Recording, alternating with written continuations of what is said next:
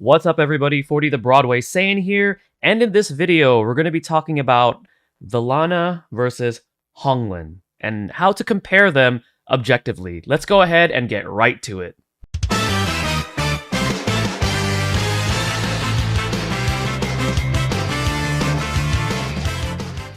Alright guys, you know the drill. Before we go ahead and get started with this video, I want to remind you guys that if you enjoy what you see on this channel, be sure to hit that subscribe button and turn on that notification bell. That way you guys are not missing out on future uploads. Leave a like on this video and comment down below what you think about Velanna versus Honglan.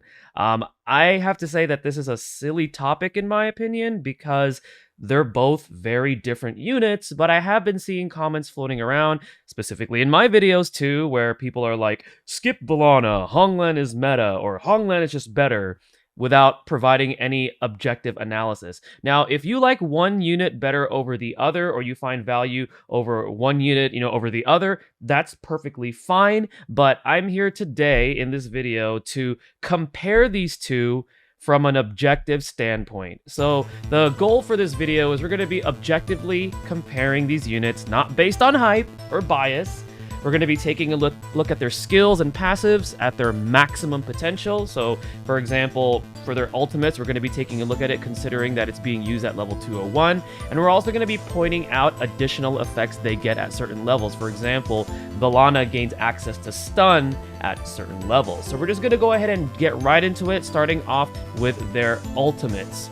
So Velanna's ultimate deals 280% AoE damage with an added 180% damage with unbleeding targets. Her bleed is uncurable with 65% dot every 2 seconds for 12 seconds, and it stuns bleeding enemies for 3 seconds. Keep in mind that stun is unlocked at level 201. In the meantime, Honglan, with her ultimate, deals 200% AoE damage and also decreases enemy mana by 2,500. There is freeze damage applied with the freeze status, dealing 70% dot every 2 seconds for 8 seconds. And it also has a stun for 2 seconds, and that is available at base. Okay, now we're going to go ahead and take a look at their main skills. So Velanna's main skill deals 220% damage, then moves forward 5 meters at a 180-degree angle. She deals an added 140% damage to bleeding enemies and stuns bleeding enemy for 2 seconds. That is available at level 181.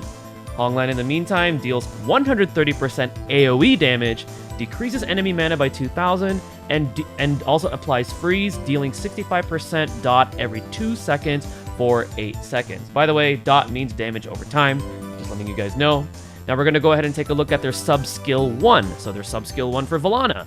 She deals 130% damage in a 2.5 meter radius, applies bleed that deals 60% dot every 2 seconds for 14 seconds. That 14-second duration is available at level 121. Honglan's sub-skill 1 deals 120% damage in a 1.5 meter wide straight line to the nearest enemy, applies freeze that deals 60% dot every 2 seconds for 12 seconds.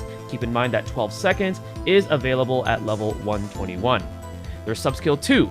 Velanna deals 160% damage in a 2.5 radius, deals added 120% damage to bleeding enemies, and also increases her own physical and magic resistance for 14 seconds, available to her at level 41. Honglan deals 130% damage in a 2.5 meter area around the nearest enemy, and stuns the enemy if they are frozen for 3.5 seconds. That 3.5 duration is available at level 141. Finally, their passives. So all attacks are crits against bleeding enemies for Velanna, and she also has 40% lifesteal. Honglan's passive reduces all enemy speed by 14% and evasion by 21 while she is on the battlefield. So what do we conclude from this in comparing them? Well, Velanna has much greater damage output than Honglan. She has far higher survivability due to that, reduction on physical and magic damage from the upgrade to her sub-skill 2.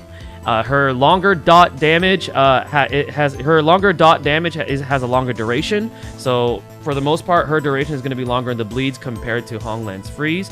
She is pure DPS, which means she has less utility for her teammates, and her stun effects do require higher levels, meaning you're probably going to want to invest more in Velanna, but then again, she is pure DPS, and I have stated before that I feel like pure DPS units, if you really want them to shine the most, they're the ones that are going to be your top priority as far as like investing your dupes and things like that. Now, what are Honglan's pros and cons? Well, she has better access to AoE damage. She has AoE on both her main skill and also on her ult, whereas Velanna only has access to that on her ult.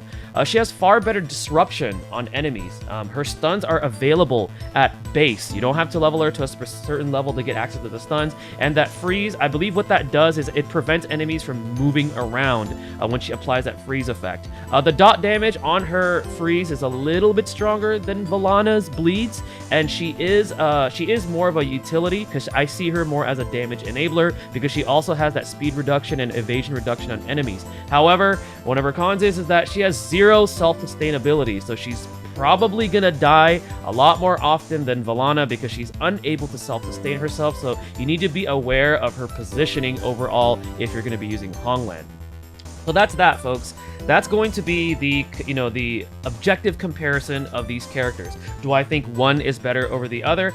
I actually don't, because they're both very different units. Velanna is pure DPS. Honglan, to me, is a damage enabler. I think they both have their pros and cons. They both have their strengths. I think they both will shine in different scenarios, and I think they're both overall great units. Which unit do I like better? I like Velanna better, obviously, because I like her look, I like her kit, I find her more interesting, but I don't discredit Honglan for her strengths. I just don't say that one is better over the other and just leave it at that. I actually provide valid points and show you guys how to objectively compare these characters. So hopefully that gives you guys a little bit better insight whenever you see these comments floating around over skip Velanna, go for Honglan, or skip Honglan, go for Velanna, and so forth and so forth. But I want to remind you guys that despite this, you guys got to remember to have fun. As long as you're having fun, that is the most important thing when we play these gacha games. Another thing that I also want to bring up is the information in regards to Honglan's skills and passives are also on the Pridewin website. They were revealed early because when they released Battleground 16,